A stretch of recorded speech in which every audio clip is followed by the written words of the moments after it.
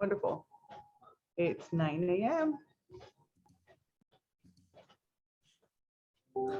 Good morning and welcome to the November 12th, 2021 Sandag Transportation Committee meeting.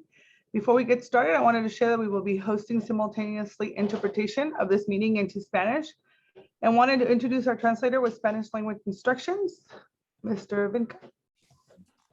Oh no, I Ms. Vinca, I'm sorry. That's okay. Good morning. This message will repeat in English below. Aviso por parte del intérprete. Para hacer uso del servicio de interpretación, favor de desplazarse a la parte inferior de la pantalla de Zoom, donde aparecen los controles. Haga clic en el icono de interpretación, que es el globo terráqueo, y seleccione Spanish para español. Si está utilizando la aplicación móvil de Zoom, celular, tableta, etc., presione los puntos suspensivos y luego interpretación y luego el idioma. Announcement from the interpreter. To use the Zoom interpretation feature, please scroll to the bottom of the Zoom screen where the meeting controls can be found. Click on the interpretation icon, which looks like a world, and select either English or Spanish. If you are joining using the Zoom mobile app on a cell phone or tablet or anything other device, please press the ellipses, then interpretation, and then choose your language.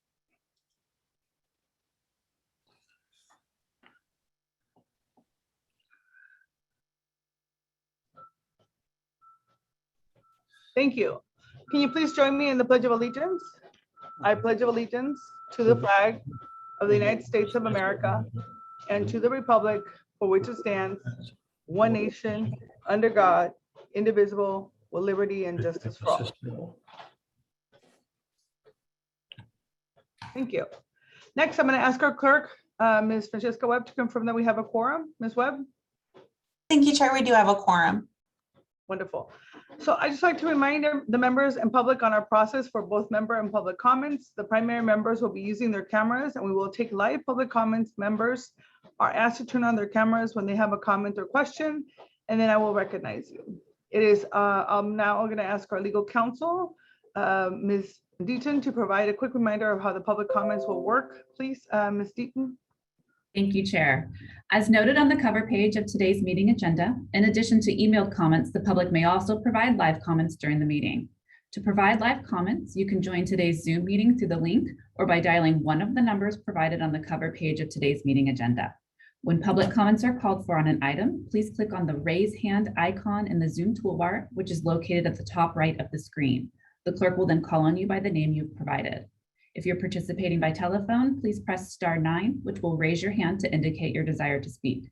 The clerk will call on you by the last 3 digits of your telephone number. The instructions for providing live comments are also on the cover page of today's meeting agenda, which can be accessed from Sandag's website at www.sandag.org. All comments, whether they were emailed or live, will be made a part of today's meeting record. Thank you, Chair. Thank you. Item number 1 is approval of our minutes. Our first Transportation Committee was asked to review and approve the minutes from its October 15, 2021 meeting. Ms. Francesca Webb, are there any public comments on this item? No, Chair, I don't see any hands from the public. Okay, any committee member comment? Yeah, we'll move approval. Okay, we have a motion. Is there a second? Zito, second. Okay, we have a motion and a second. I'm going to turn it over to the clerk for roll call. Thank you, Chair. The San Diego County Regional Airport Authority is absent. For the City of San Diego, Vice Chair Campillo. I vote yes. Thank you. For the County of San Diego, Chair Vargas. Vargas, yes. Thank you. For East County, Councilmember Mendoza. Mendoza, yes. Thank you. For Metropolitan Transit System, Councilmember Montgomery Stepp. Yes. Thank you. For North County Coastal, Councilmember Zito. Zito, yes. Thank you. For North County Inland, Mayor McNamara. McNamara, yes. Thank you. For North County Transit District, Councilmember Edson. Edson, yes. Thank you. For the Port of San Diego, Commissioner Benelli. Benelli, yes. Thank you. And for South County, Councilmember Sankey. Sankey, yes. Thank you very much. And that passes unanimously with those members present. Thank you. Item number 2 is public comment. Communications and member comments. Public comments under this agenda item will be limited to 5 public speakers. Members of the public shall have the opportunity to address the Transportation Committee on any issue within the jurisdiction of SANDAG that is not on this agenda. Public speakers are limited to 3 minutes or less per person. Committee members also may provide information and announcements under this agenda item. If the number of public comments under this agenda item exceed 5, additional public comments will be taken at the end of the agenda. Subjects of previous agenda items may not again be addressed under public comment. I'm going to ask any members of the public who wish to offer a public comment not related to a matter on today's agenda to please raise your hand at this time so that we may call on you. Chair, I don't see any hands. Thank you. Do we have any comments from our committee members? I think there's a public comment now. Madam Clerk. Thank you. Let me, all right, Paul Robinson, you can go ahead whenever you're ready. I just want to correct the record. The airport authority is represented by me. Oh, my apologies, Mr. Robinson. The representatives that I have for your agency are Gil Cabrera and Bob Lloyd. No, I'm the alternate. Okay, let me, would you, Amberlyn, is it okay for him to state his vote for the minutes now, or how should we handle that?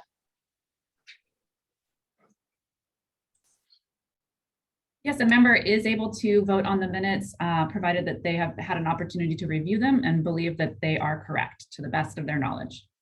Okay, thank you. Mr. Robinson, would you mind stating your vote for the record, and I'll update the minutes on my side. Thank you. I will vote yes. Thank you very much. And I'll go ahead and promote you to a panelist as well so you can participate. Thank you. Chair, I think that was all the hands that were up. Okay, Mr. Benelli. Thank you, Chair. Let me pose this question to staff, and staff may not have an answer right now, but I'll just pose it to get it out there so they can think about it. There's reports that the U.S. Labor Department is withholding about $12 billion in public transfer funds to the state of California.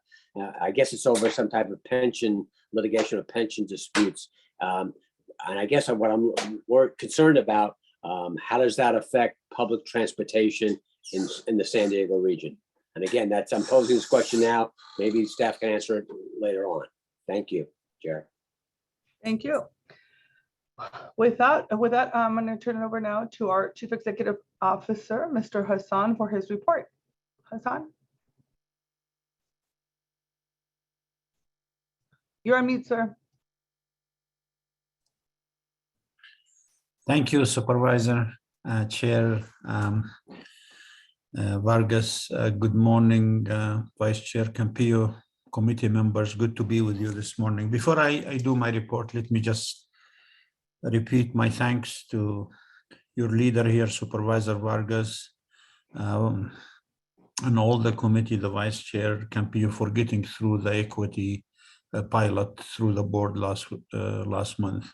Really exciting that we're taking our words to action. I know you probably didn't know this, but a lot of work by the supervisor, so we all owe her gratitude. She sat through the whole board meeting. I congratulate her. That's by itself is a big thing.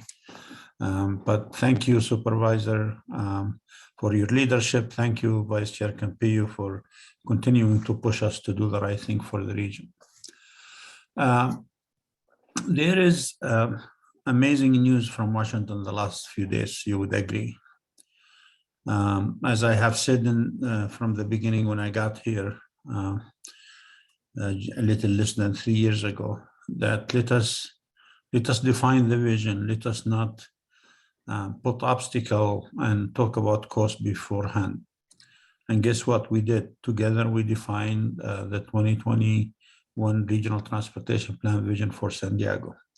And last week, the federal government pretty much confirmed the thinking of this region.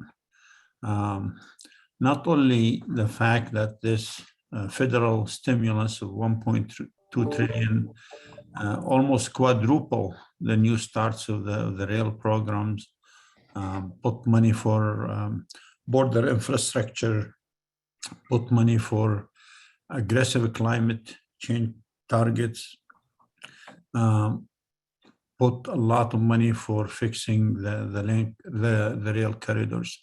Let me just tell you, San Diego is well positioned to compete for this federal national resources.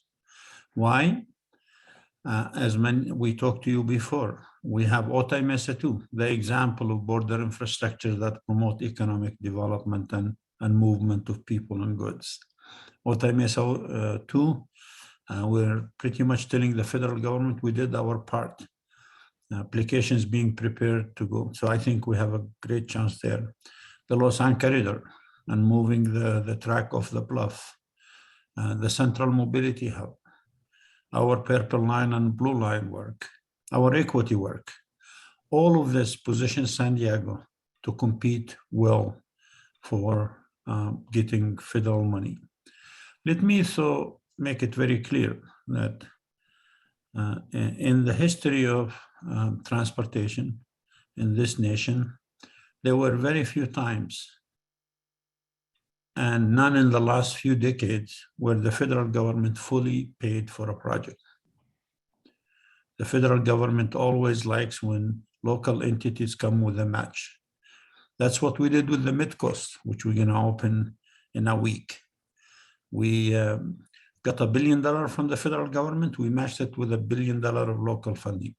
If we didn't have the match, we wouldn't get the $1 billion. So there were a lot of legitimate questions. Would this stimulus require us to do less local funding? Very legitimate question that we're going to investigate. But it's more complicated than saying this is going to replace that. Definitely going to give it great chances to get funded, but the local funding is still there. A lot has been made, as you heard in the news in the last few weeks, about the 5 big moves. And some positive, some not so positive, some support, some opposition, some raise the cost as an issue. Let me just repeat it to this committee. I told you, I think before. The cost of not building this system for San Diego is much higher than $160 billion over 30 years. And I say that with a straight face to you. So I think if you overcome the fear mongering that takes place, the fear mongering about Sandag want to violate your privacy, Sandag want to charge you, don't pay attention to that. That's just fear mongering, political positioning that nobody needs. This region is well positioned to move forward and reimagine the future transportation system. And I ask you, as our leaders, to ask the tough questions, to express your feelings. But remember always that what we're doing is about our kids and grandkids, those who are here and those who are yet to be born, to keep them a system, a great system like we inherited from our grandparents. And let me remind you also that we operate under different times. When in the past so many years, we ignored social justice and social equity in transportation. There is a lot of sins for transportation when it comes to social equity. And that added urgency to make sure we provide equitable transportation system, access to opportunities to all of our people, regardless.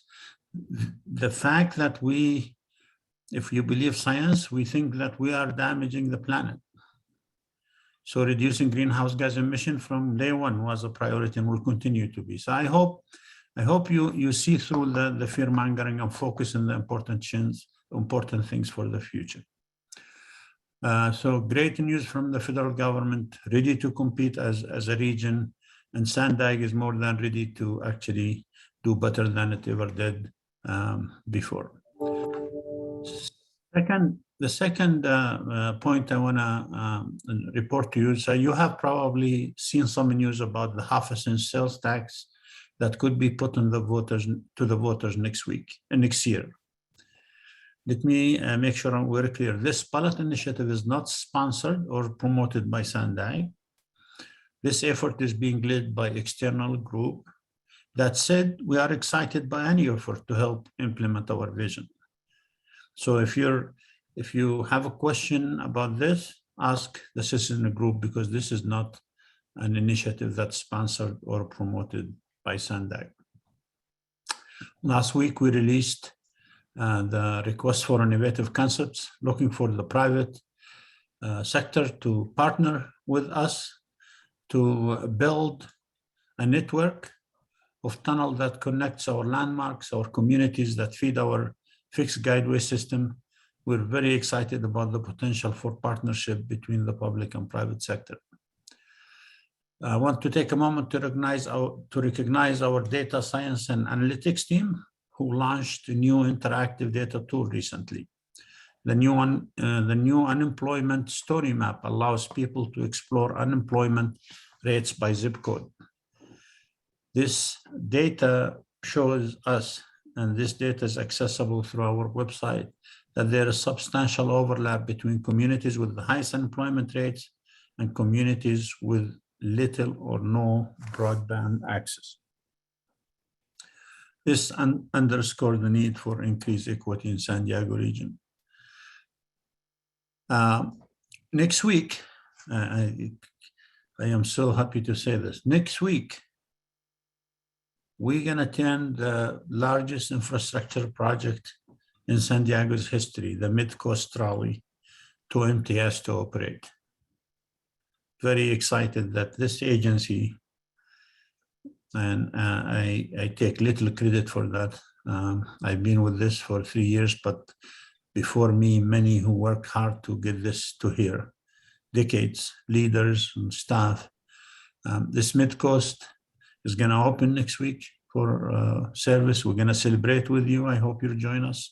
We're going to celebrate with the community. This is next week. There will be a one-seat ride available from the border to the University of California in San Diego. Incredible work. Jim Lethacum, the chief executive for the capital program, who's, as far as I'm concerned, one of the best that delivered a major infrastructure project on time, on budget with his team. I want to thank Jim, Ramon, Sharon, and their team, Greg, for amazing work. So with that, I'm going to turn it to Jim Lethacum just to give you a little update about what did the supply chain do for us to delay a few things. So Jim. Yes. Thank you very much, Hassan. 5 years of construction is a long time. It's a long time for the community. It's a long time for the staff. It's a long time for the contractor. But we're almost there. We're 9 days away from wrapping this thing up. There'll still be things we have to do, punch list work, things we have to do after we start revenue service. But that won't stop the trains from running. And like Hassan mentioned, starting last summer with the supply chain problems, we had to start having alternative plans. And those last of those materials have been trickling in over the past few months. And as we have most of the materials on site now and are being installed as soon as they come in. And those that we don't, we have temporary materials on site ready to put in next week before the opening, so that it's safe and you have a finished product. So very much looking forward to that. One of the challenges we have is the supply chain problems ate into the very last thing we do on the job, which is get regulatory buy-off on the project, so we can safely take passengers. And so that's eaten into that. That's eaten into that regulatory buy-off. And our last inspection is scheduled for a week from today, so 2 days before opening. So we're cutting it close, but we are confident we're going to get there. This is an incredible team. I'm confident that we will bring it home, and I really look forward to seeing each and every one of you at right that location where my background is, and a week from next Sunday, this coming Sunday, 9 days away. Thank you very much. Jim, thank you very much, Jim, and thank you. Congratulations for an amazing project. And just to remind the committee member, just to tell you and the 3.3 million San Diegans that this agency can deliver major infrastructure project on time, on budget. And this is just the beginning. This is just a teaser. There is still the purple line and the blue line and the connections that we need as a region. Finally, you're the transportation committee, and next month, as you know, we're going to the board on the 10th to ask the board to adopt a major plan, a plan that costs a lot of money over many years, a plan that's going to impact the lives of many. And I know many of you don't maybe like part of the plan or might think, oh my God, this plan means that we're gonna charge people fees. Let me just clear for you. SANDAG and the board has no authority to tax people. We're not a taxing authority. So when somebody goes on TV and said, well, SANDAG is gonna tax you. No, SANDAG does not have that power. What SANDAG does and does well is once we have funding, we build project and we deliver it to our transit agencies to run like we did in the Mid-Coast. So SANDAG is not a taxing authority. SANDAG is not gonna charge you. None of these measures is gonna happen next week or next year. Everything in the plan have a process where people have the chance and the ability to weigh in. So please, I ask you as the leaders in this region, as the Transportation Committee member, just to read through that fear mongering that takes place. So Madam Chair, that concludes my report. I'll be happy to answer any question. Thank you, Hassan. Are there any public comments on this item? No, Chair, I don't see any hands from the public. Okay, and Gustavo? Thank you, Chair Vargas, and thank you, Director Icareta and Jim for a great report. We're really excited about the event coming up on Mid-Coast. What I wanted to talk about is follow up on Director Icareta's comments about the Infrastructure Investment and Jobs Act. We're also very excited about it because there's significant funding increases for both highway and transit projects. There are a lot of new programs. So there's increased funding on some of the old programs that should be available relatively quickly after the signature of the act. But some of the new programs, there's going to be some rulemaking involved by Federal Highways Administration as well as FTA. But some of the new programs are very exciting, focused on some of the things that the director mentioned, but also on safety and active transportation, which is very important. At the AASHTO conference that was held in San Diego a few days ago, we heard that the first 6 months of the year, the number of fatalities on our highways has increased by 18%. And that's a trend that we have to revert. So we're very excited about the new programs that potentially will give us the tools and the funding to be able to tackle that. And I just want to conclude by some great news that happened on the 10th, where the World Design Organization awarded San Diego with the World Design Capital of 2024. And this reiterates that our region is a binational region. And this is the first time that the World Design Organization awards this prestigious title to a binational region.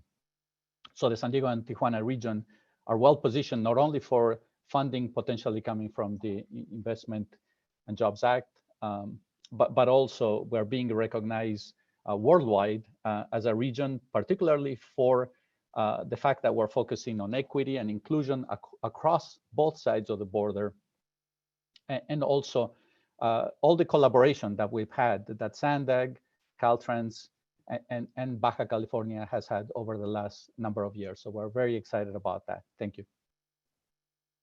Thank you, Gustavo. And I wanted to mention, Hassan, that I'm really looking forward to the meeting on the 10th. And like you, Gustavo, I'm so excited about the recognition because I think I did an interview around this, and I said, I'm just happy that people will get to see what we have known for such a long time about the power of our binational community. So thank you very much for that. Seeing no other comments, I'm going to go move on to item number 4. Chair Vargas? Yes, ma'am. Sorry, Yes. man. Oh, I didn't see your hand. Sorry. Go ahead. No problem. Vice Chair. Thank you. No, all good. Good morning. Just wanted to say really thanks for your report, Hassan and Jim. I appreciate your comments, and you know I'm supportive of the 5 big moves as transforming our region. The one issue of price, I'll just point out that if we had done this type of project 30 years ago when we should have, it would have cost somewhere between $75 and $80 billion. Now it's $160 billion. If we wait 30 years more, with resources becoming more scarce, with energy costs going up, it's going to cost more than $400 billion. So I know people are talking about how expensive it is. It only gets more expensive, and the benefits are delayed if we don't try to see something bigger in our region than we have before. So thank you for your leadership and vision on this. Anyone who wants to talk about the price, I understand it's a heavy investment, but the opportunity cost is far bigger to forego it. So with that, Chair Vargas, that concludes my comments. Thank you, Vice Chair. I don't think there's any other comments from members. All right, seeing none, I'm going to move on to item number 4, which is a 2022 State Transportation Improvement Program. The Transportation Committee is asked to recommend that the Board of Directors approve the submission of the proposed 2022 State Transportation Improvement Program for the California Transportation Commission. I'm going to call on Ms. Ariana Surnieden. Did I say that correctly? I want to make sure I say your last name correctly. Yeah, that was perfect. That was perfect. Okay. Thank you. Thank You're you, welcome. Chair Vargas. And good morning, Transportation Committee members. So today's item is to talk about the 2022 Stip. The Stip is a 5-year state program that the California Transportation Commission, or the CTC, adopts every 2 years for transit, intercity rail, highway, and bike projects. The 2022 Stip covers fiscal years 23 through 27, with total estimated funding for the region at about $140 million for the 5-year period.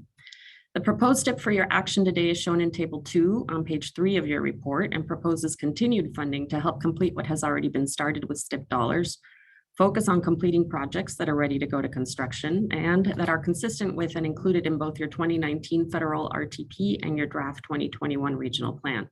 And these are also consistent with TransNet ordinance priorities. The projects proposed for Stip funding are the design phase of the 94-125 interchange and arterial operational improvements project, which was included in your 2018 Stip as well, and reflects an increase to the design phase proposed to be funded with Stip and would be included in your FY23 program budget. And you'll be hearing more about this project in a subsequent item on your agenda today. Also proposed is the environmental phase of the I-15 SR-78 Managed Lanes Connectors project, which also was included in the 2018 Stip.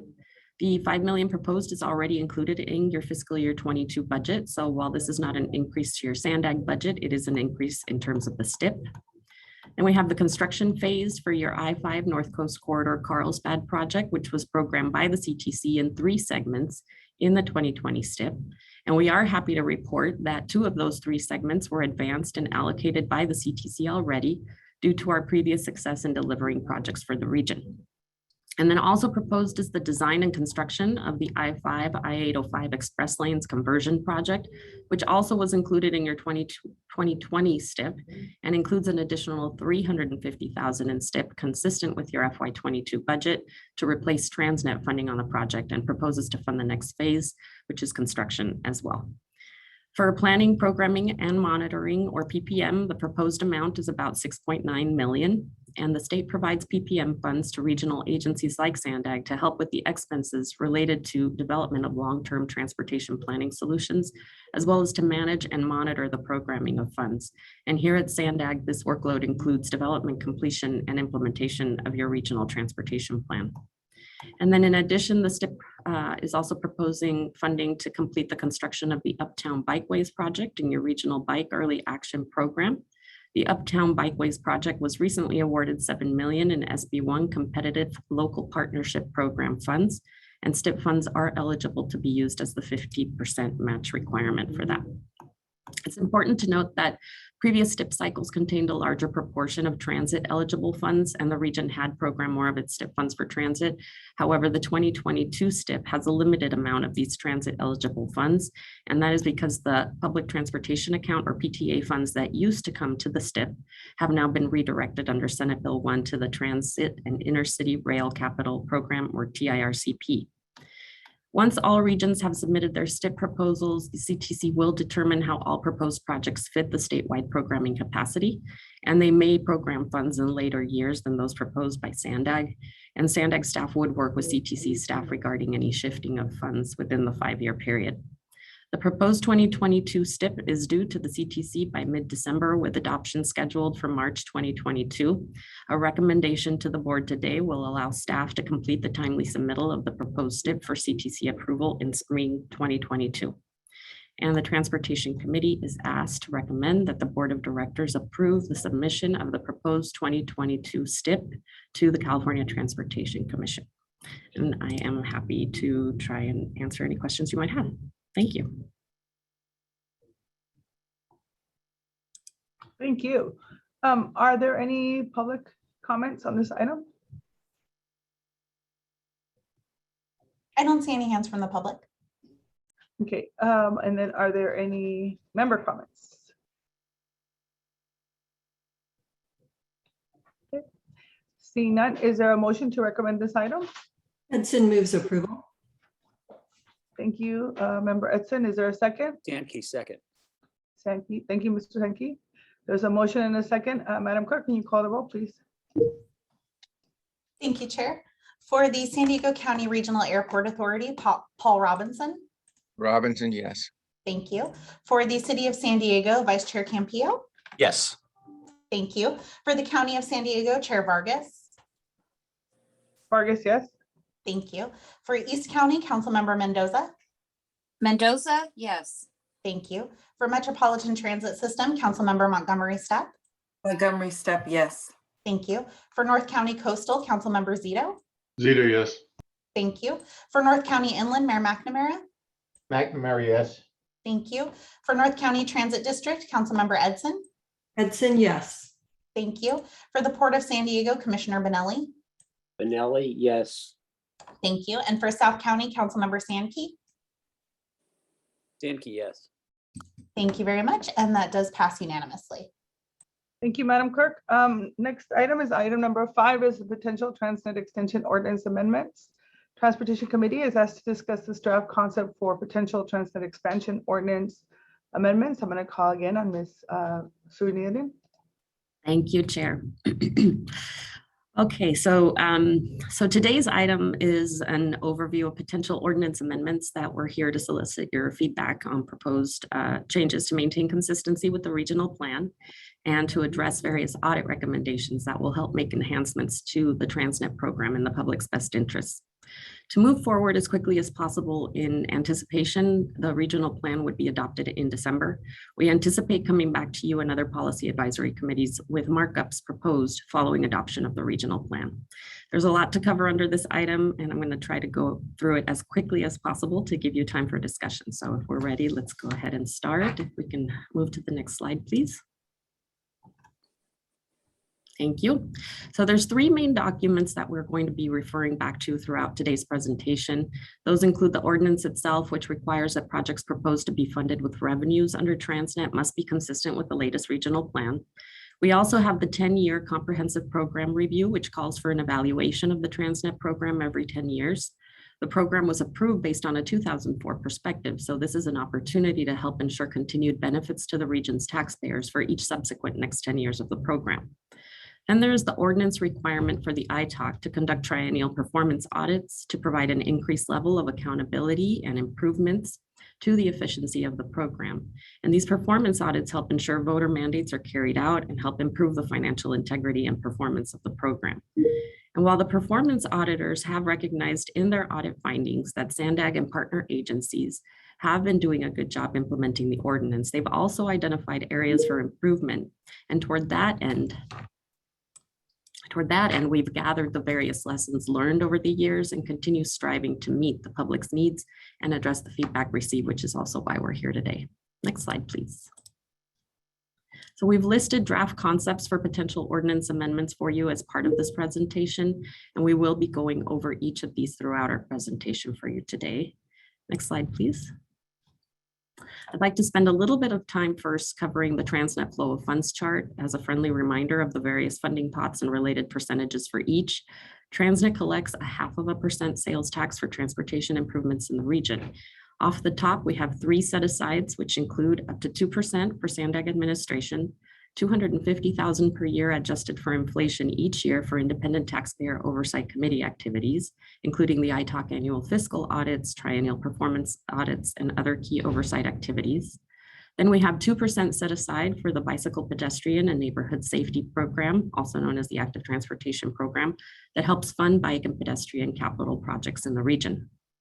From the net revenues, there's 38% allocated to major corridor capital projects and 6.8% for the environmental mitigation program. 2.1% for the Smart Growth Incentive Program, 29.1% for local street and road formula funds, 16.5% for transit services, and 8.1% for new transit operations funding. And then from there, the funding pots are further broken down into categories for supporting ADA, senior services, and past subsidies. Next slide, please. So the expenditure plan, this is a section in the ordinance that lists specific projects and programs to be funded with TransNet revenues. The concept being considered would involve updating the expenditure plan consistent with the ordinance requirement that all projects funded with revenues available under the expenditure plan be consistent with the regional plan. In addition, the 10-year review recommended continually reevaluating whether the portfolio of projects remaining to be completed are the best mix going forward for achieving the goals of the TransNet program, and also called for considering whether technology in certain corridors might address the region's transportation challenges better than the remaining projects initially envisioned in 2004 when the ordinance was passed. As you know, the regional plan must comply with specific state and federal mandates such as SB 375 that achieve GHG emission reduction targets and comply with environmental justice and social equity considerations. So options being considered would expand to expand the major transportation corridor improvements portion of the expenditure plan, which currently focuses on highway and transit capital projects, to also include bike and pedestrian infrastructure projects, flexible fleet, and ITS infrastructure technologies. In terms of benefits, this will help us continue providing different mobility options for the public for all types of trips, making it easier to conveniently get around more quickly and safely. Next slide, please. The local street and road program in the ordinance provides formula funding to each city and the county to supplement other revenues available for the local street and road improvements. Currently, there is a requirement for at least 70% of the revenues for LSR purposes to be used to fund expenditures for construction of new or expanded facilities, major reconstruction of roadways, traffic signal coordination, and other types of improvements. There's also a requirement for no more than 30% of this funding to be used toward maintenance-related projects, and this is typically referred to as the 70-30 congestion relief and maintenance split. Consistent with the ITOC's triennial performance audit recommendation from 2018 and the board's 10-year review that call for revisiting the 70-30 split to be more relevant with local needs, an option being considered is removing this requirement. In accordance with regional plan priorities, a new list of the typical types of eligible capital operations and maintenance facilities under the LSR program would be developed in close partnership with input from our local agencies based on key features of complete corridors that create seamless connections within communities and across jurisdictions, benefiting the public by letting people choose their best travel options and prioritize safety in local project funding decisions. In addition, both the board's 10-year review and the ITOC's 2018 performance audit called for enhanced performance tracking and reporting to better measure progress against goals and to demonstrate outputs and outcomes achieved under the TransNet program. Performance reporting would be a benefit to help demonstrate to the public their return on investment and would be required of all TransNet recipient agencies. Next slide, please.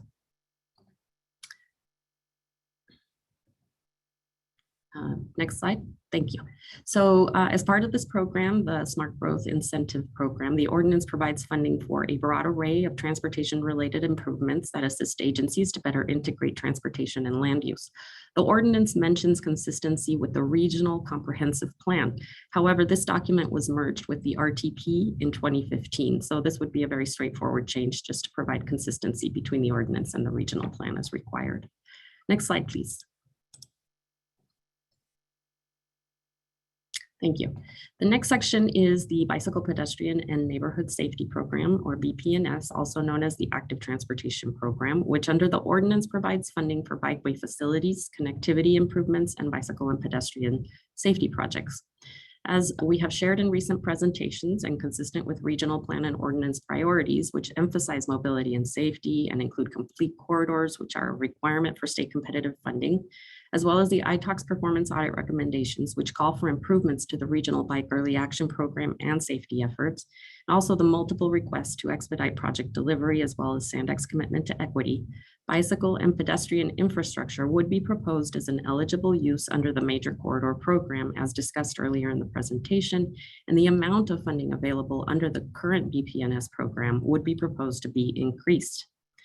This would help propel us toward benefits that include protecting vulnerable users of our roads, prioritizing safety and local project funding decisions, and using data to understand inequities while actively working to address them.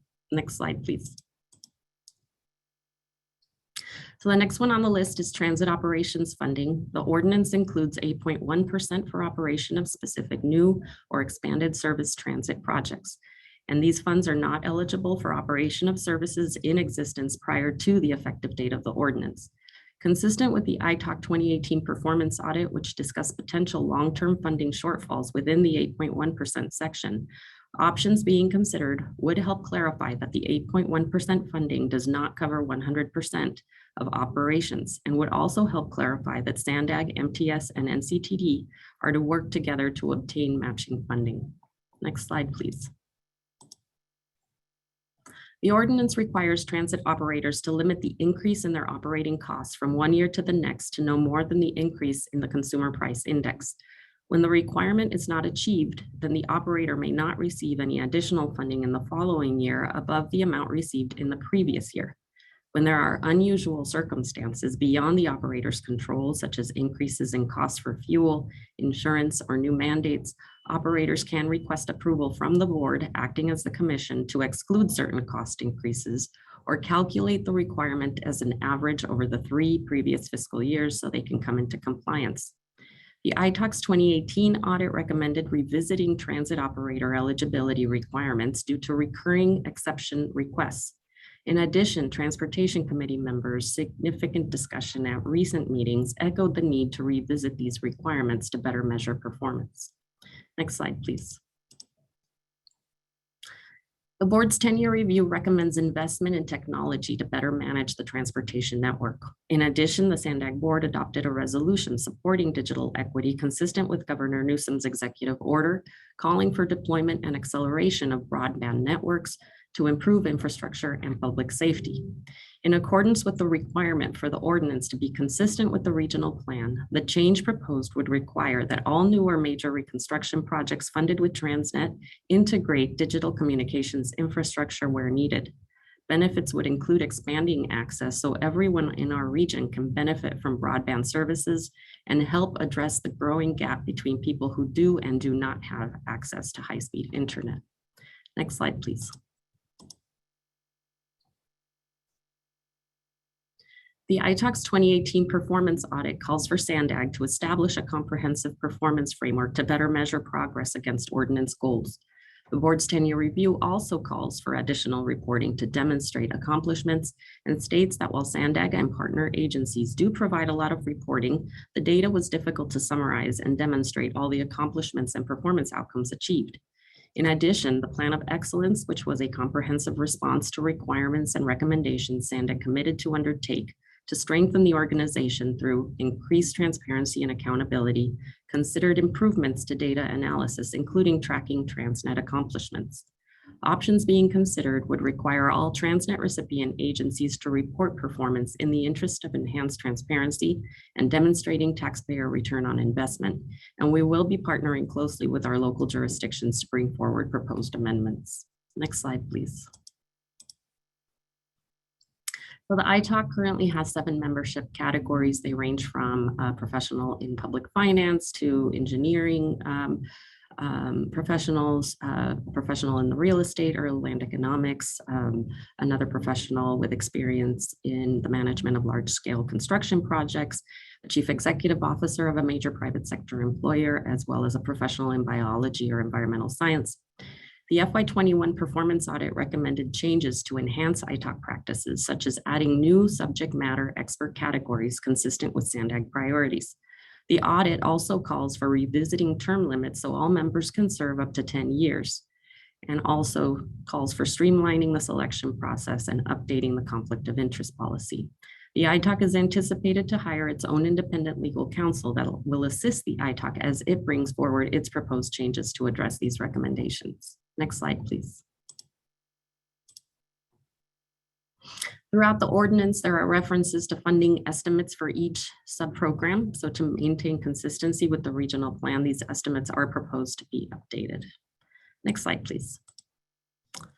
And this is our last slide. The schedule has us checking in with you and also the cities and counties Transportation Advisory Committee, the board as well. The ITAC also reviewed this earlier this week. And then we will be working closely with you, our partner agencies and other stakeholders as we work to draft amendments that we would plan to bring forward in February for board adoption. And when the ITAC reviewed this, their comments, they discussed the membership and the selection process, the proposed changes to the local street and road program, and also lockbox provisions under the ordinance. And that concludes my presentation. I'm happy to answer questions.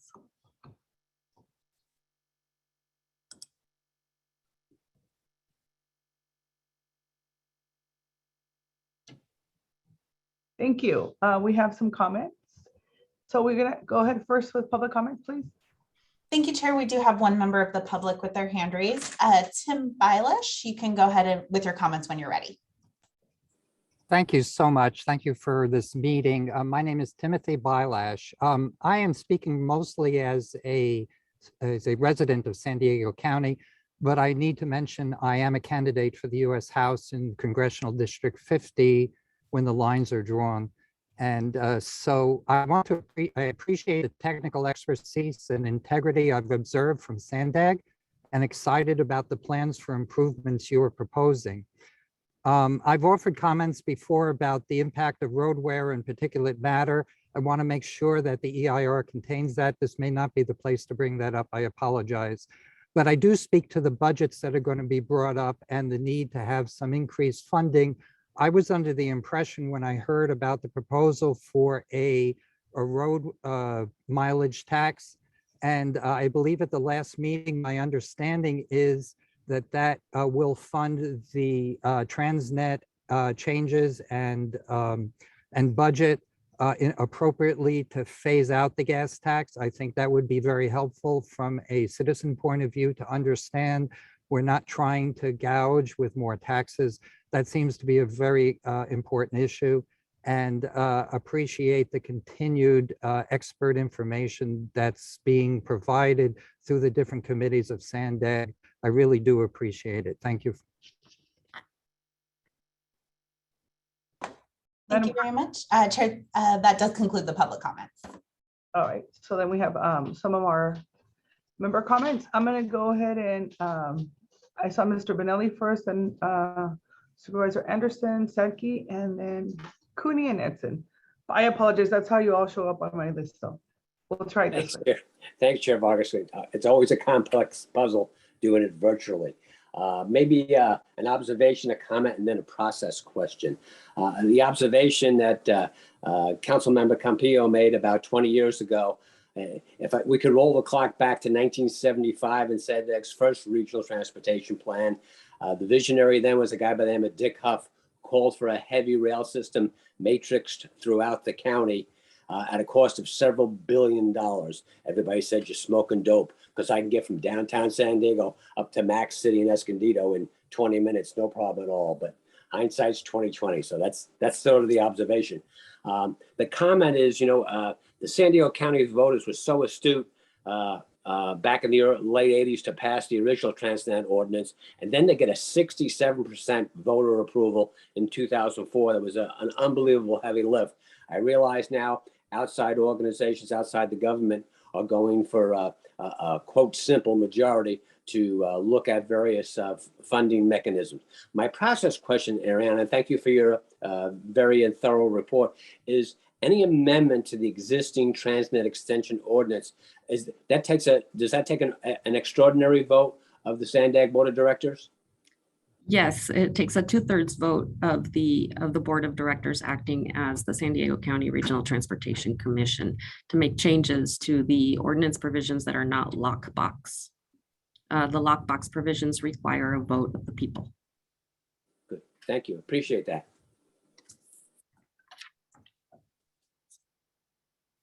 Thank you, Chair. You're welcome. Supervisor Anderson? Thank you, Chair. That was an excellent presentation, but as I listened to the presentation, we talked about changing some of the language and how we approach this. Will it reduce any of the funding or eliminate some of the programs that are already in the TransNet program that we passed and that we're moving forward with? I don't necessarily have to have an answer now, but when it comes back for a vote, I'm going to want to know if this defunds or eliminates programs that were promised to East County. And so with the language change, it just may clarify things, but it also may lead to changes that were unanticipated. So I don't know if you want to address it now, but I know when it comes back, that's going to be very important to my district. Yes, thank you for that comment. So, so the reason why we're bringing this as a complete package, so that all the proposed potential amendments to the ordinance can be seen at the same time, so that the board has the ability to see what the impacts between programs might be. So definitely we will consider that going forward. Oh, excuse me, my move. Thank you very much. Thank you. Member Sankey? Thank you, Madam Chair. And real quick, thanks for rolling in Coronado last week. It was great seeing you in our neighborhood. Two questions, and I'm going to bifurcate them and ask the first one and get clarification on it before I go into the second one, if that's the pleasure of the chair. The operating eligibility requirement changes for transit organizations, as well as the clarification of the language that 8.1% of funding is not necessarily 100% of funding for the projects that TransNet is building. That makes me a little nervous given the climate of trying to get at some point to free transit, and wondering what sort of keeps the trains and buses moving and what pays the salaries of the folks driving and maintaining them in terms of funding when you're sort of looking at reasons to say, hey, we don't need to give you as much money as we thought you were going to get. So just a little clarification on that would be helpful. Yeah, I mean, at this point, we're still working very closely with our transit operator partners. So, so those discussions are happening, and I don't have a whole lot to share at this time, but definitely we're working together and closely with our partner agencies to discuss any proposed changes to that. Yeah, this has come up at the MTS board as well, kind of, and it will, I think, be an agenda item at a very near meeting coming up. My second one relates to South County mobility and getting people to the vital military installations in our region, most specifically North Island Naval Air Station, the new SEAL base, as well as the amphib base. Included in the TransNet ordinance voted for and approved by the people was a $25 million allocation to a transit corridor improvement that would have removed traffic from Coronado streets. That tunnel is no longer being built. And in 2018, we sent a letter to the Sandag board officially requesting that money be repurposed to a corridor improvement. We received feedback from Sandag that the specific project would be a better thing to go for in terms of repurposing that money. We're entering the second cycle of amendments to the TransNet ordinance since we made that official request for that $25 million. And again, it's ignored, which is absolutely understandable given the direction the board has been going. But I want to again reiterate that improvements in safety along the 75 and the 282 corridors are vital to the region, especially South County and critically for Coronado. And that $25 million could be repurposed to one of several projects, toll plaza efficiency improvements that we already have in design phase, pedestrian overpass at the Navigable Amphibious Base, which would facilitate movement along the Strand, and suicide barrier, which will, from an operational standpoint, ensure the bridge stays open and available to those folks that need to come and go from those military bases. Unfortunately, we know the housing situation doesn't exist, that they can live on the base where they work, but they still need to get to and from. And so, so those improvements to that corridor, I think, are more broadly encompassed by that 25 million, and an opportunity exists to repurpose that money. Finally, you talked a lot about that any monies that are going to be spent going forward need to coincide with the regional plan. And the regional plan identifies ferry service to the military bases as a long-term goal. Moving this $25 million to an alternative ferry, an electric ferry, some type of ferry service coincides clearly with the regional goals. And as any people know, I am an advocate for anything that gets people to and from the base and doesn't use the bridge. The ferry is the natural choice. So alternative fuel ferry technology purchase, that kind of thing would also be something I think Coronado could live with for that $25 million. At this point, the regional plan doesn't include very much at all dedicated to improving that vital national defense corridor. Coronado remains disappointed and maybe has 25 million reasons to be so. But we really want attention focused to getting people to and from the base as much as possible in this plan going forward, and wonder if it's possible to incorporate in the next, I looked at your schedule, the next several months, some real dedication on the part of the Sandag staff to look at that corridor improvement money, that money that was voted on by the voters for $25 million, to get that money repurposed, something that can fit the regional plan and also help our region mobility.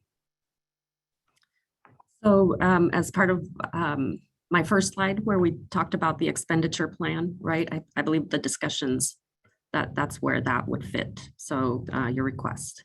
So yes, we can definitely. Shipping on the green then that hopefully somebody will pick up the putter and maybe we can put this one in the cup. Thank you very much. I appreciate your time. Thank you very much. Ms. Cooney.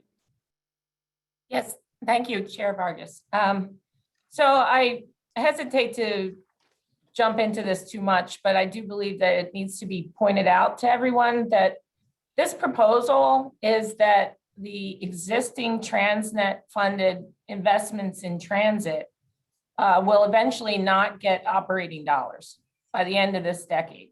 And that's something that I'm hopeful that we'll be able to explore and look into. But ultimately, I don't know why we as a region would start investing in new services when the old services like the Superloop, the South Bay BRT, Mid-Coast Trolley, all of those other services are potentially not going to get funded in the future. So, you know, we're going to take this to the MTS board this week to talk about it, or next week to talk about it. But really, I think we need to look at, you know, if we're proposing to increase funding from TransNet to give it to new pedestrian, bicycle, and micro mobility, then what are we going to do about things like Superloop that carry 10,000 passengers a day, or the Mid-Coast Trolley that you invested $2 billion in? So I think these things need to be discussed at greater length than what we're seeing here today. Thank you. If I may, Supervisor. Yes, please. Yeah, thank you, Sharon. I appreciate these comments very much. And let me just say, we have to be very careful about committing to something that does not have money for, we do not have money for. And like Sharon said, we signed an agreement with the federal government. They paid us $1 billion for the Mid-Coast, and part of that agreement is we're going to have to operate the Mid-Coast Trolley. And unless the region want to write a check for $1 billion back to the federal government, we have no choice. And so every time somebody has an idea about a new service, you have to remember the agency have a commitment to existing service that it must abide by.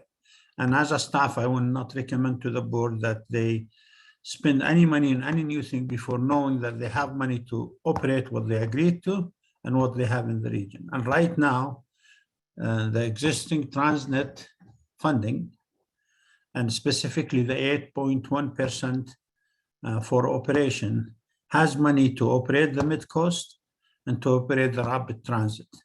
And unless the region comes up with a new money, there is no other money to start new services. And I agree with Sharon. This needs a bigger discussion with both transit agencies, but to commit to something that, hoping that money will appear sometimes or be printed somewhere, is not the way I would recommend to the board. Thank you, Chair. Thank you, Hassan. Member Edson. Yes, thank you, Chair, and thank you, Ariana, for the presentation. I do have a question, but also a comment. Thank you for, I just wanted to express my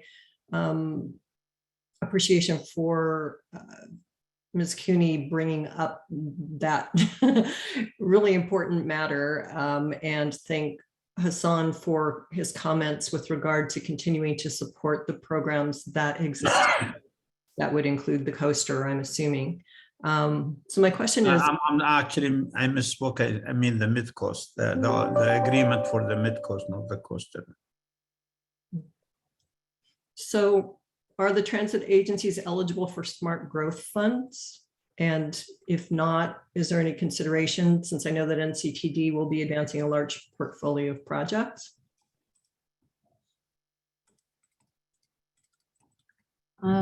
So the smart growth, hold on just a second. So it's to be allocated on a regional competitive grant basis, used to match federal, state, and local private funding. So the commission establishes specific project eligibility criteria for this program.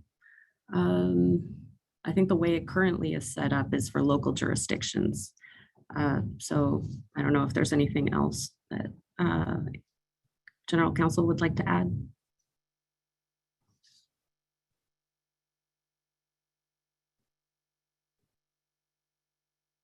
Okay, maybe General Counsel isn't there. So I don't know if that helped answer your question. Not totally. I think that it would be nice to have a deeper discussion on this. I also, circling back to supporting what Sharon Cooney spoke of, and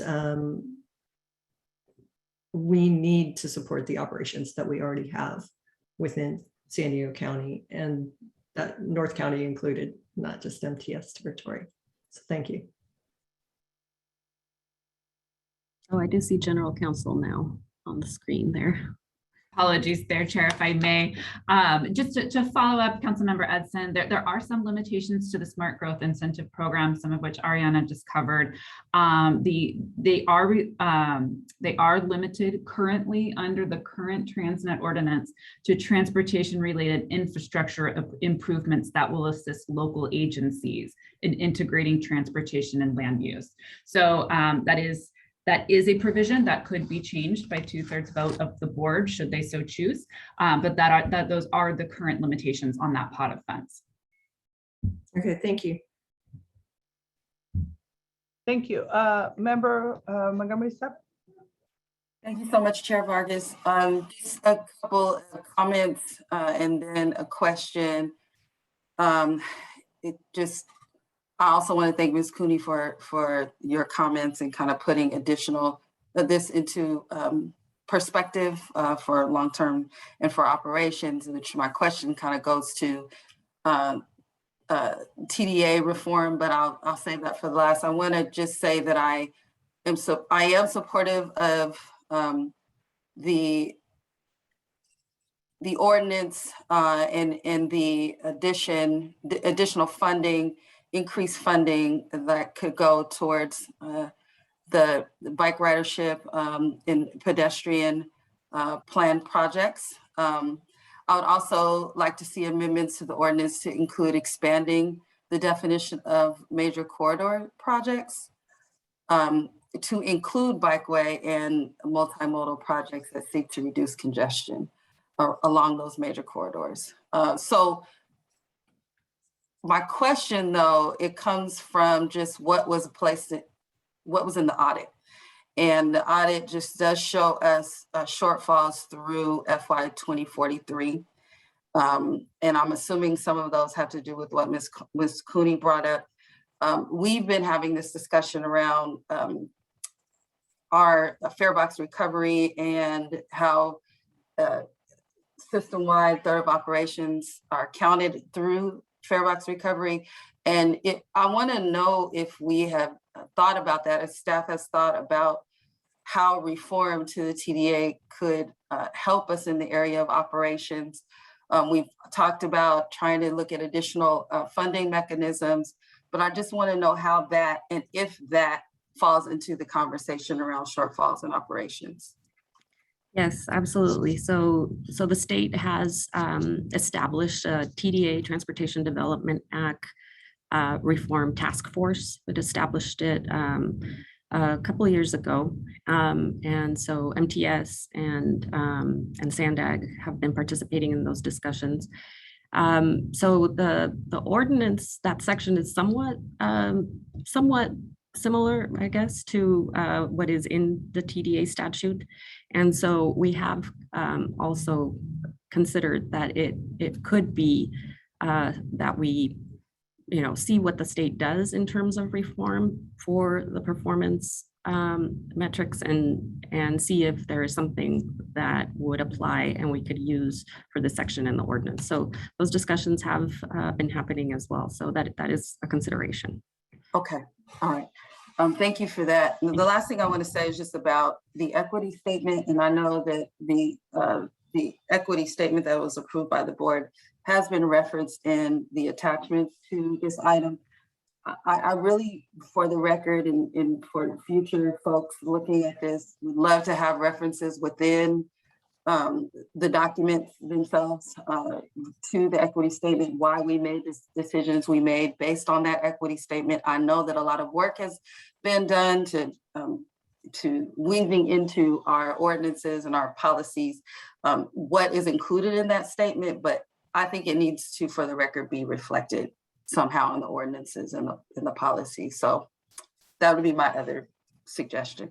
If I may, Chair, just to answer Councilmember Montgomery. I think Ariana went through the ordinance. There is other things that's gonna make it into the ordinance change, including moving the bike program to major corridors and doubling the funding for that program. And there is more. Our board is going to hear about a potential TIP amendment, about $200 million TIP amendment that is going to move this program. But this will be a major ordinance change, a major TransNet. I just want to address one thing that you said in the beginning. There were a lot of discussion in the past, and the agency was blamed for it by having a rosy forecast. Said we're going to generate $6 zillion when in fact we're going to generate half of that. And that goes the same thing for transit operation. Originally, we said we have enough money to operate transit the way we want until 2048. Now, all of a sudden, it's really not 2048, but it's 2030 or 2029. And so we have to be honest with ourselves about, feel good kind of things is great, but at the end of the day, we're going to have money and show that we can pay for it. So all of that is going to come into the ordinance amendment that's going to take place early next year. Thank you. Thank you for that additional perspective. Yes, I absolutely agree. And thinking ahead of how we can continue to improve our transit system is super important. So thank you. Thank you, Chair. That concludes my questions and comments. Thank you. Mr. Tucker. Good morning. Thank you for allowing me the opportunity to speak. This is going to be some very challenging discussions. I'm very appreciative that SANDAG has put this on the table. I do want to make a couple additional comments. First, just for clarity, hopefully everyone remembers that we the region approved Advancing Coastal Expansion Service. We have 2 new train sets that the region is funded at $58.8 million. We've added over 50% increased double tracking. So that 8.1% discussion is going to be a significant discussion for NCTD as it relates to the provision of operating funds for investments that have already been made. The second one is just a comment. I don't know necessarily how the impact of increasing the off of the top allocation for bike and pedestrians will have on the 8.1%. But if the 8.1% is included in that potential impact, I think that's a little bit of a contradictory message. Finally, as it relates to the performance metrics, this is going to be significantly challenging discussion. I suspect that both MTS and NCTD, if our goal was to make that metric, could meet that metric, but I can assure you that no one would like us meeting that metric from year to year. It would mean we would cut service or cut vital expenses in order to meet it. This is a good discussion for us to have as we talk about investments in public transit, not necessarily having a broader mandate than just a public transportation service that we provide. So I look forward to the discussion. I hope we will have enough time to complete these discussions within the schedule that has been identified, but I will also acknowledge these are not new issues. These are issues that the region has been well aware of for some time, and it's a good thing that we lean into this together and that we walk through this process together with a level of detail.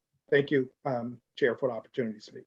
Thank you, Chair. If I may, Matt, I just want to make sure the committee knows not a single penny of the 8.1%, not a single, will go anywhere but to transit operation. Just want to make it clear. There's no proposals on the table to take any of that money and use it for something else. But the whole idea, Matt, is the 8.1% does not get us very far into the future, and that is the discussion the region must have. Thank you, Hassan. Member Chu? Thank you, Chair Vargas. I'm actually just a visitor to this committee, so thank you for allowing me to ask a few questions. This will help me address this issue when it comes before the board. I have a few questions for Ariana, and these are actually broad questions about TransNet. At the time TransNet was conceived and put up before the voters, was there a requirement to reduce vehicle miles traveled, for example? Not to my knowledge. Right. And I presume at the time TransNet was being written, the bond measure, we were listing projects that with pretty optimistic revenue projections. Would that be a good assessment? Sorry, can you repeat that one again? At the time, the list of projects were put into TransNet language. Would you say we were pretty optimistic in terms of the revenues that we might be able to achieve from the measure?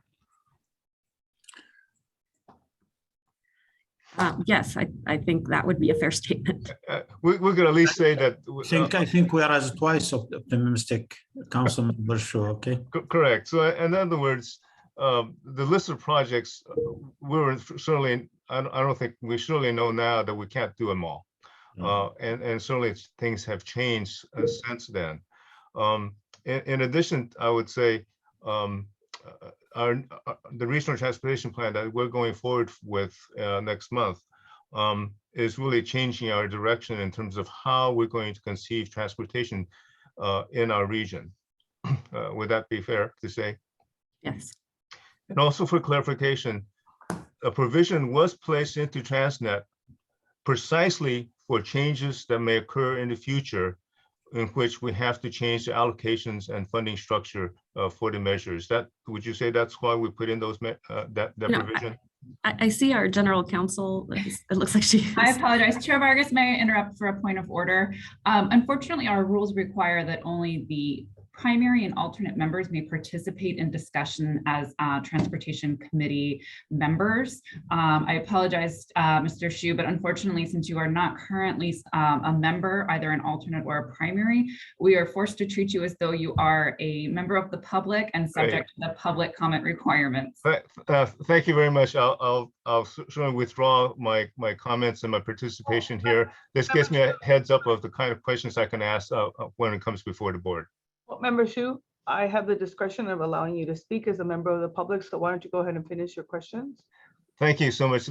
I just want to put these questions before us for the staff so that we can address them sometime at the board meeting, and for all of you at the Transportation Committee to hear some of these maybe questions and answers, because we are in a state of change, and these changes that are being proposed to TransNet, I think, are extremely important to our region and how we go forward, that we rethink transportation, and that as we do so, we have the discretion to change our priorities with TransNet, and that's really critical. And I think that's what the SANDAG staff is trying to put before us for discussion. So I'm really happy that we're going to go forward with that thinking. But it does have that premise.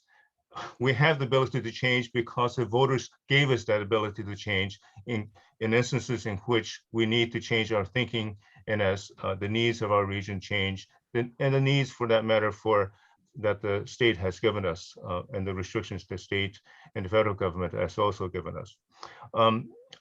And lastly, with regards to operating funds for our transit operators, I think we have to think of different ways to fund our operation. Of course, TransNet is going to continue to help to some degree, but I hope we do look at other means to help our operating funds for our transit operators.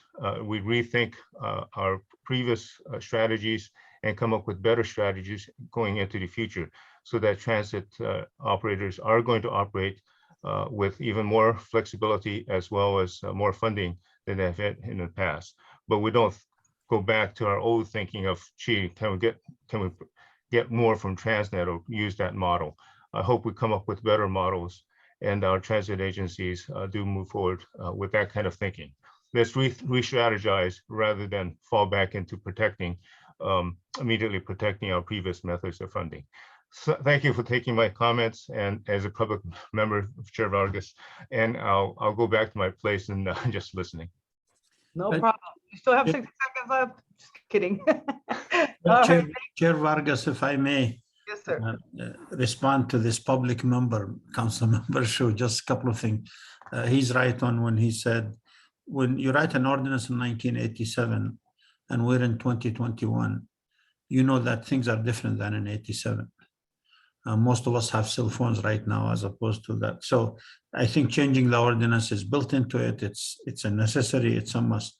As to the transit operation, it's very important, but the 5 big moves does have ideas of how we increase the resources for transit operation and how we do it in such a way that makes sense. But I appreciate Councilmember Shu's comments.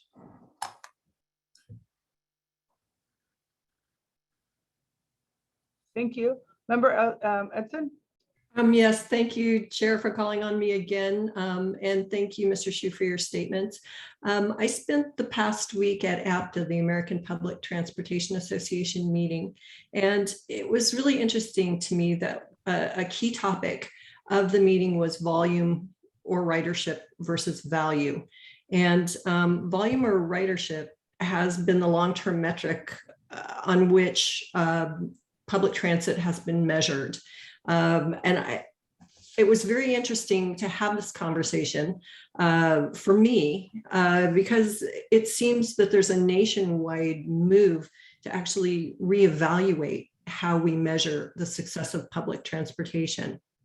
And so some of the things that they talked about as new metrics for measuring public transportation's success is customer satisfaction, the community, the impact to our communities, and the value provided by public transportation to our communities, the economic impact, transportation for essential workers, sustainability, and equity. So I just wanted to bring that up. And there was a quote from one of the panel members on one of the sessions that I took part in, and it said, to be successful, we must matter as much to those who don't or won't ride public transit as to those who must and do.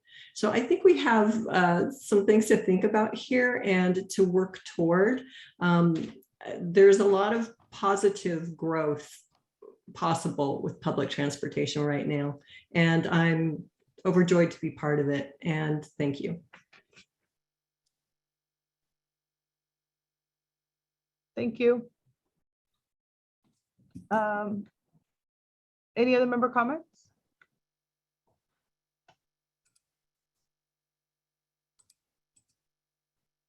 All right, seeing none, we're gonna go ahead and move to the next item.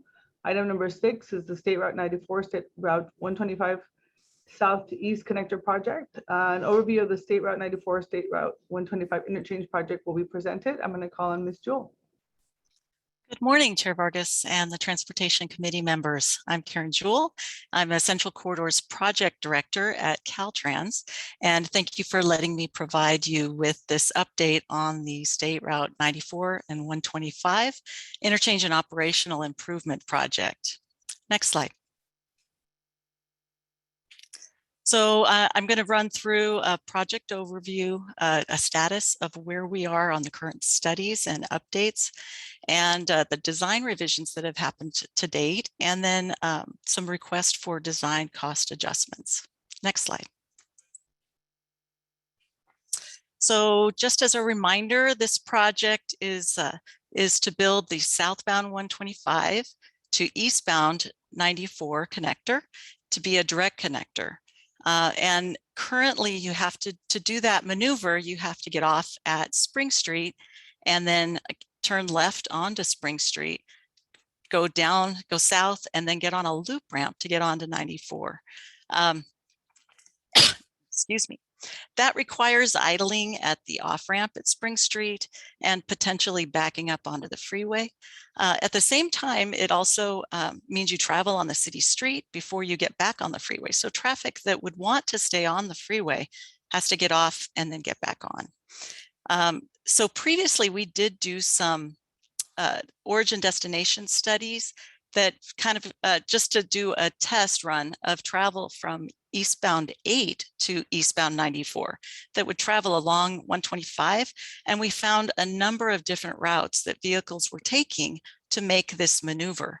So it not only affects the Spring Street off-ramp and Spring Street, the local streets, but it also affects the Bancroft area, because that's where the traffic would use city streets through La Mesa to get back on the freeway. So the Campo and Bancroft intersection, as well as the ramps there, were also affected.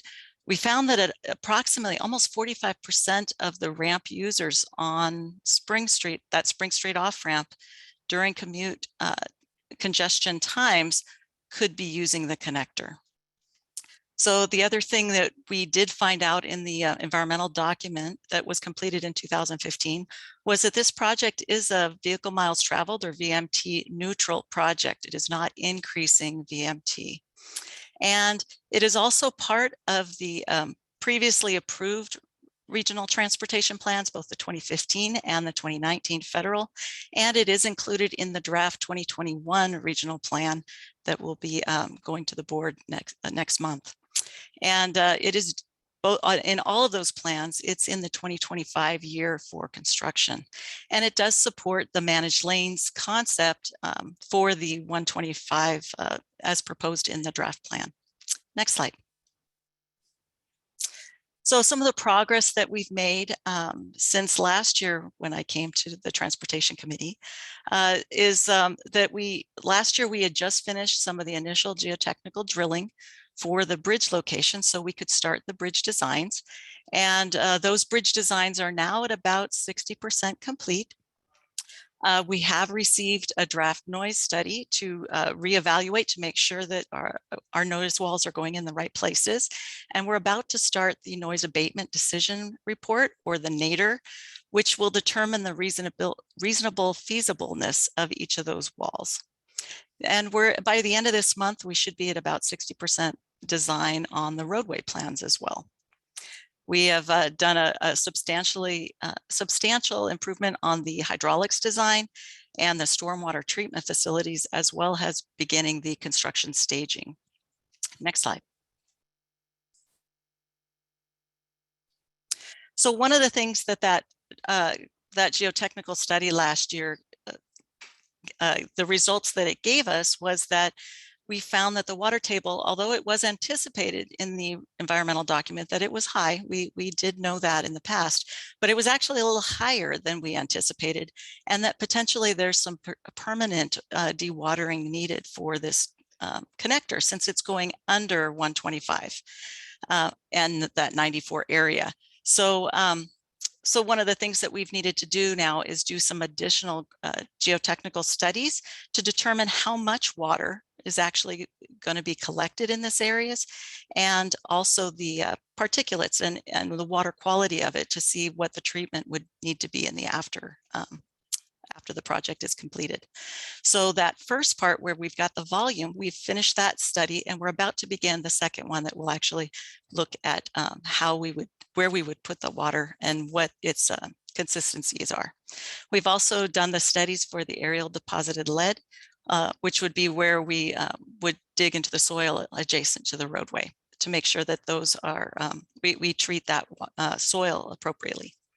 Next slide. So, so we found groundwater extensively in two areas. One right along 125 in the southbound area, right where Panorama goes under 125, and Echo, that area, that's one. And the second one is in the Bancroft area where that off-ramp was. So part of the original design was to have the connector where it comes back into 94, have a bridge with the 94 off-ramp to Bancroft. What we've done as a modification to that, because of that ramp going low, that was going to hit that groundwater. And what we've done now is made it a collector distributor road where those two connectors come together and then merge and separate, so that we don't have to go so low into the groundwater elements. That's actually eliminating one of the bridges that was originally designed, but it also gets us out of that water table so that we don't have an effect on the water table. At the Echo and Panorama area where it's low, we're trying to look at some different geometric modifications that can minimize the impacts in that area as well. And with both of these ideas, there is no additional right-of-way impacts to the adjacent properties. Next slide. So one of the things that this groundwater has done is added some additional support needs for the project. About $1 million or $2 million of it, excuse me, is these additional groundwater studies and the dewatering redesign for the areas. Another $1 million has been the effect of that groundwater on the retaining walls and sound walls, and how we'll deal with that. And then the third one is the additional environmental studies that have been needed for these due to the design changes that these have affected. So that total is approximately $4 million. Next slide. And one thing I will mention with that last one was, you saw on this Stip item, a couple items previously, that this project needed $6 million. And really the budget change is $4 million. What we've done is considered looking at releasing some of the regional funds of $2 million to put to other uses and asking for $6 million of Stip. But the overall budget increase that we will be requesting for next fiscal year is $4 million. So this slide gives you the additional costs and the total for the project on the funding. You can see that previously we currently have 11.9 million for the design phase and 11.5 for the right-of-way effort. That is both support and for capital. The need we have for the design phase is an additional 4 million, which would put that total up to 15.9 for the design phase. And the construction cost right now is estimated at 137 million. That is both support and capital. And so that is still an unfunded phase for this project. Next slide. So the schedule has needed to be updated. This has added about a 9-month delay in the project due to these additional geotechnical issues and studies. But we're still pushing forward to finish the design and the right-of-way effort in early 2023 and to try to begin construction in late 2023 based on funding availability. And we would expect construction to last about 3 months. Next phase, or next slide, please. And so our next steps are to continue the utility work. And relocation, we're working with the city of La Mesa on the wet utilities and how we can coordinate with that. As soon as we finish the 60% roadway plans at the end of the month, we'll be working with the other utility companies and working with how to relocate those facilities. We're going to continue on our right-of-way acquisition process. And as I mentioned, we're going to initiate the phase 2 of that groundwater study that's needed. We should be completing the bridge and wall designs in the next year, and the dewatering systems that will be needed for the permanent dewatering. Next slide. So this concludes my report, and I'd be happy to answer any questions. Thank you. I think we have a public member, Madam Clerk. Thank you, Chair. Tim Bilash, you can go ahead with your comments whenever you're ready. Thank you for taking my question. I submitted it as a written as well, e-comment. My question is about the location of the east to south. I don't know if you call it an overfly. I saw your presentation earlier. Appreciate that information this week.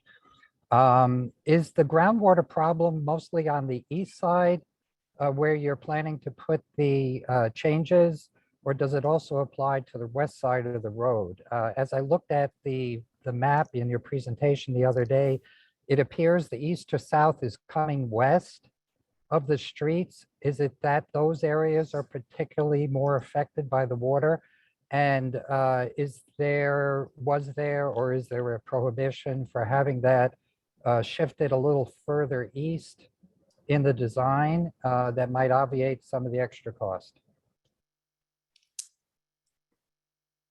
So I could go ahead and answer that. The area is on the west side of Panorama Echo, where that intersection is.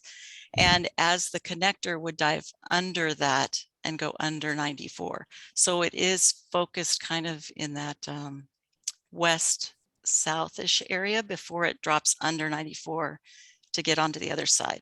As well as, like I mentioned, a little bit of groundwater issues over at the Bancroft off-ramp off of 94.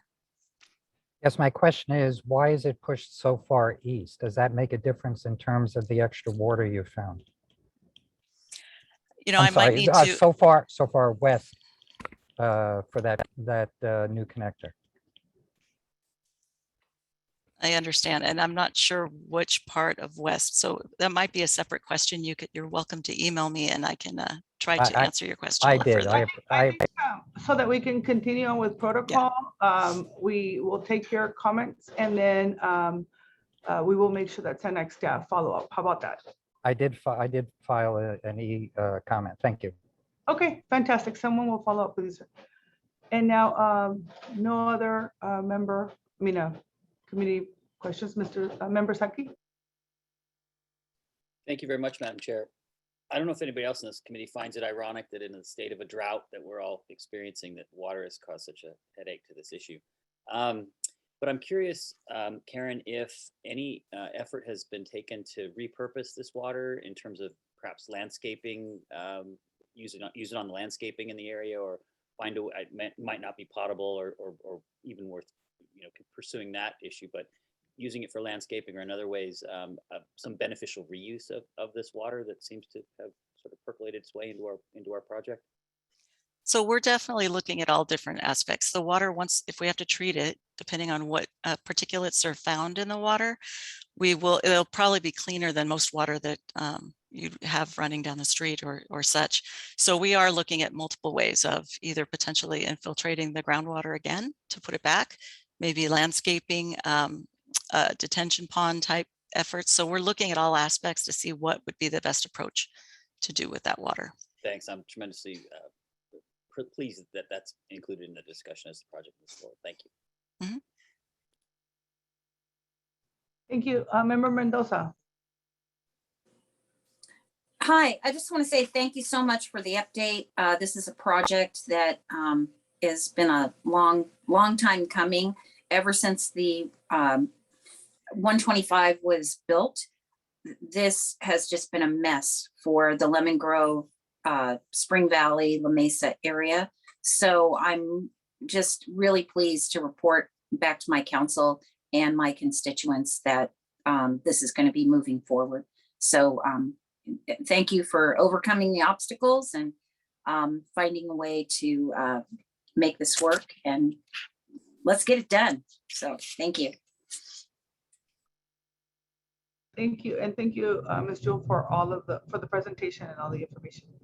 Madam Clerk, any other member comments? Right. I don't see any additional hands, Chair. All right, so thank you very much for that information. We're going to move on to item number 7, the North County Comprehensive Multimodal Corridor Plan update. And this is an overview and update on the progress of this initiative. And I'm going to turn it over to Mr. Kazoop. Good morning, Chair Vargas, committee members. Appreciate being here. I'm Alan Kossip. I'm the North County Corridor Director. Next slide.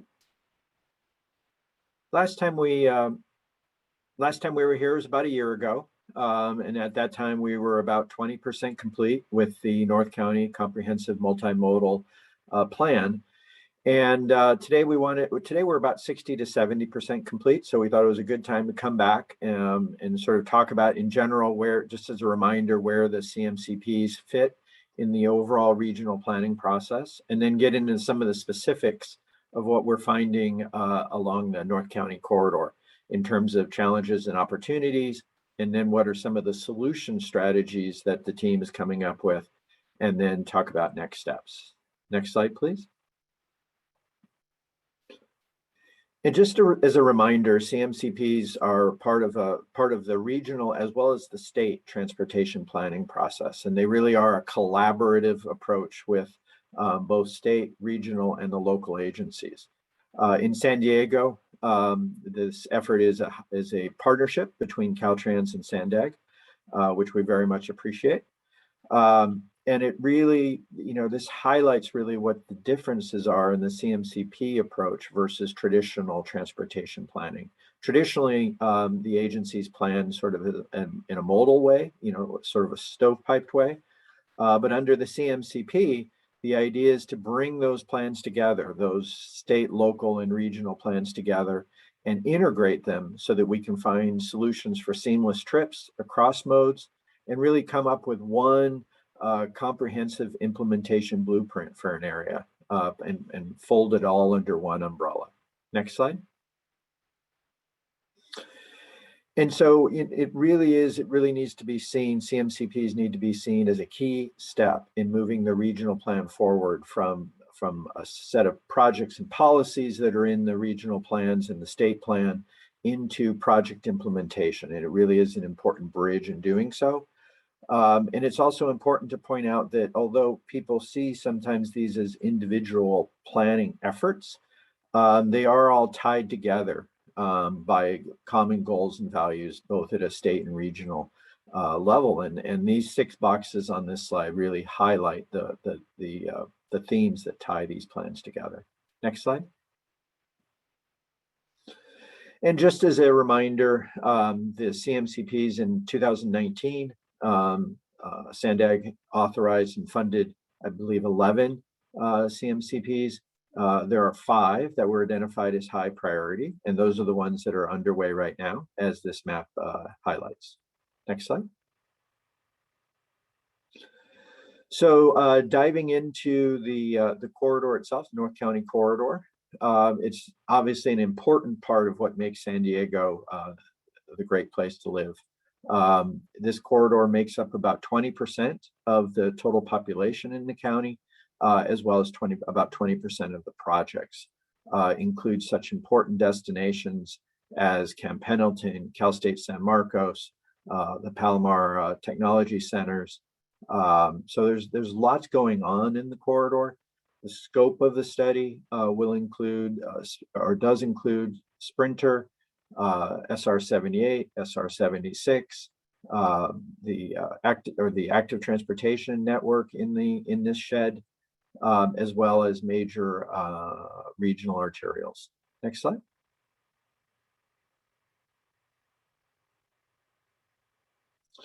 So one of the first steps we undertake when we're doing the CMCPs is, and the CMCP really strives to be a customer-based plan, right? In order to find successful mobility solutions, we need to understand, just like the RTP, where are people headed? What are their mobility needs in the corridor?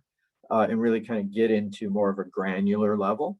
And a lot of the things we find in the North County corridor are similar to what you see in the entire county, such as about 20% of the trips are commuter trips.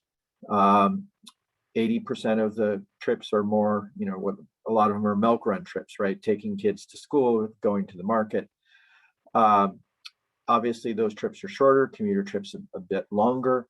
And these things really speak to the types of solutions we find, right? And it really emphasizes the need to find a variety of solutions because there's a variety of trips going on and different locations that people are headed to.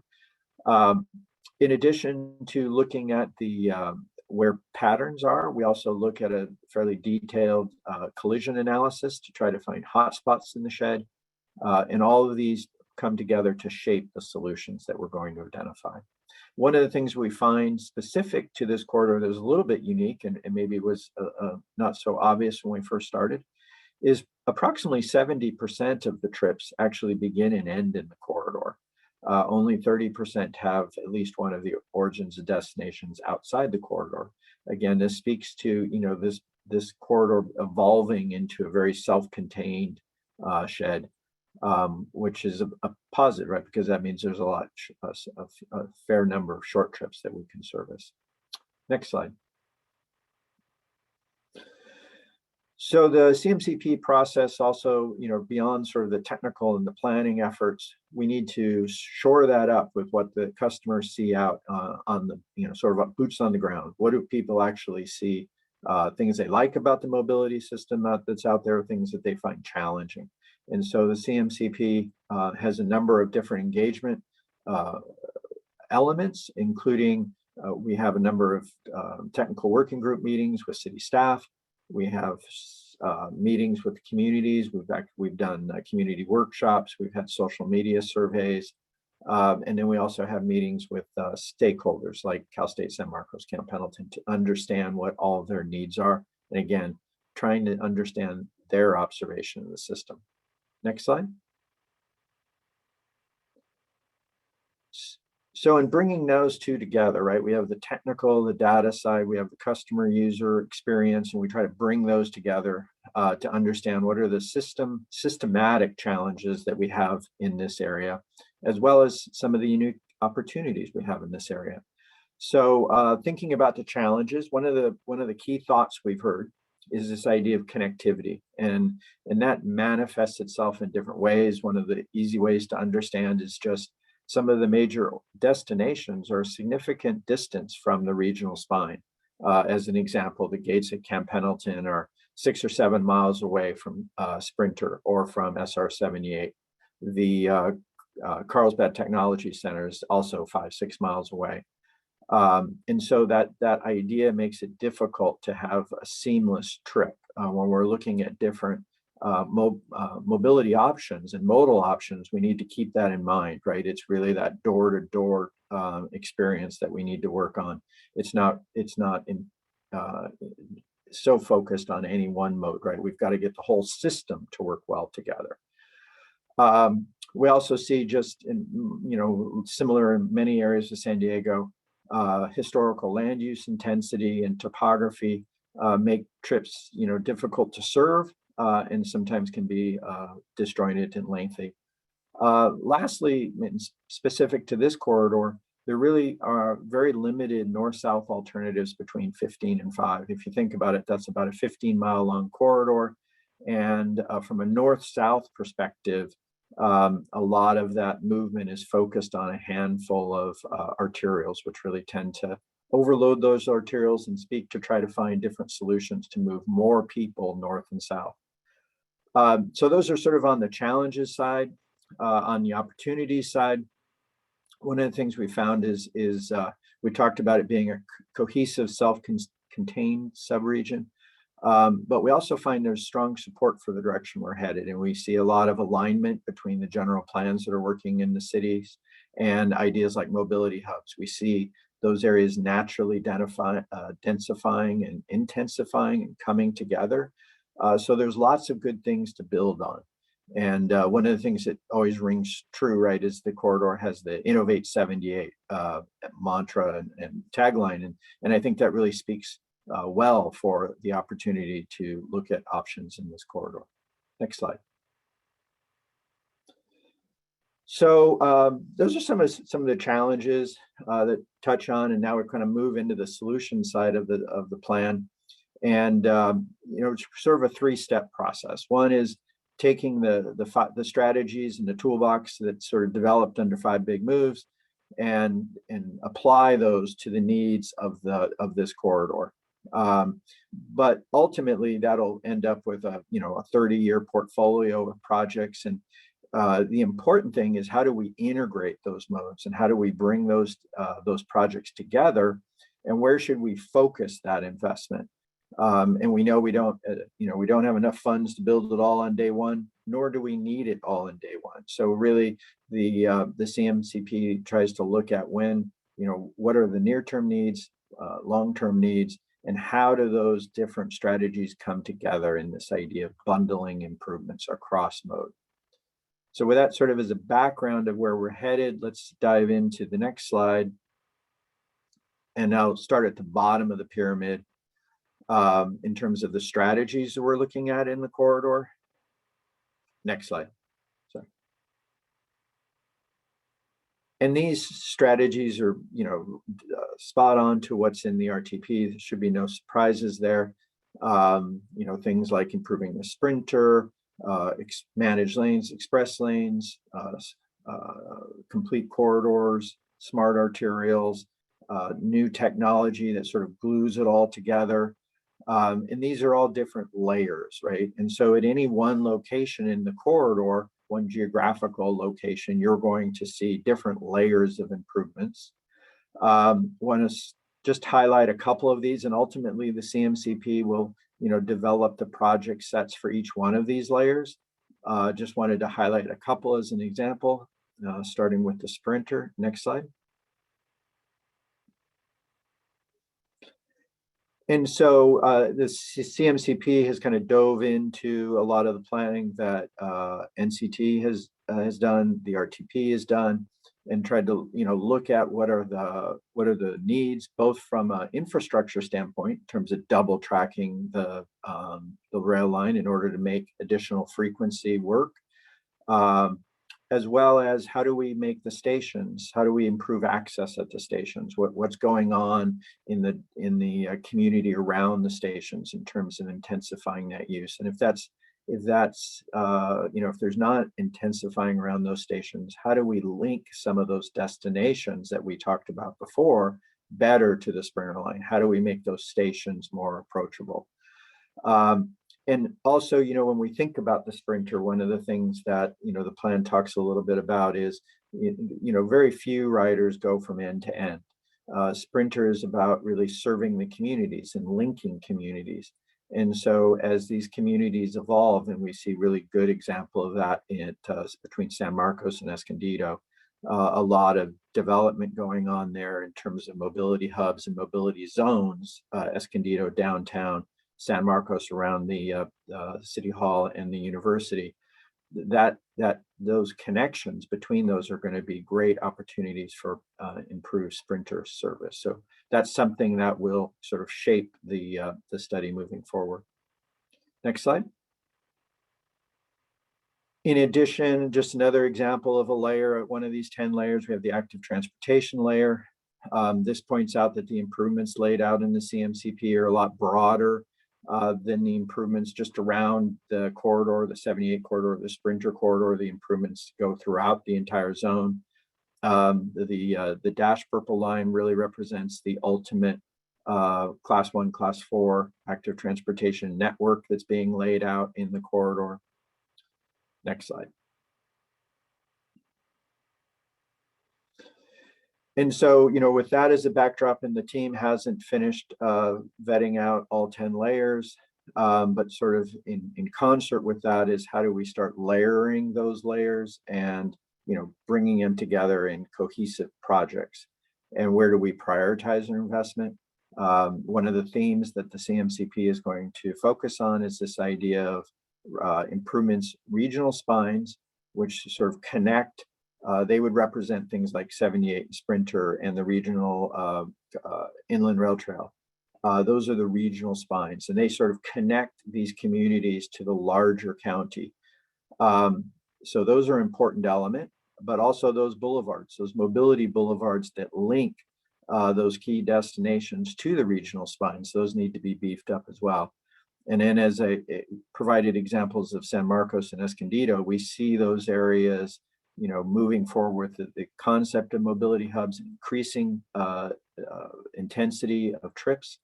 And so those are areas as well that need to be prioritized and supported. So our focus is really in these hubs, boulevards, and regional spines. Next slide.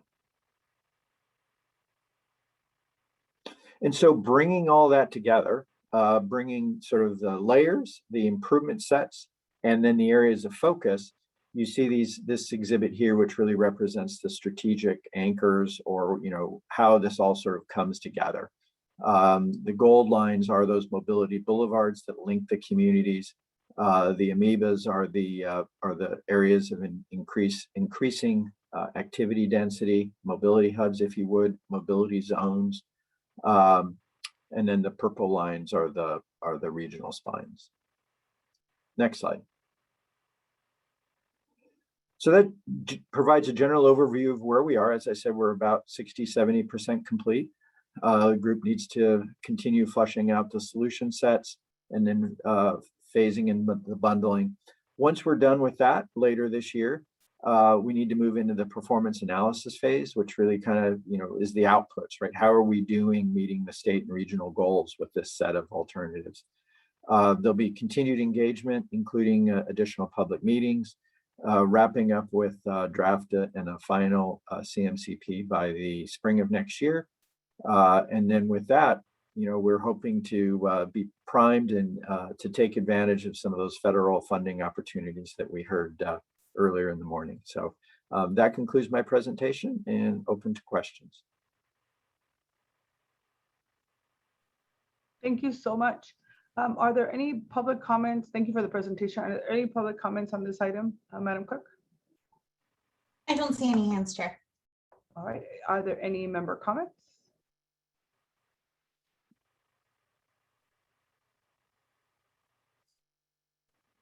I don't see any member comments, correct?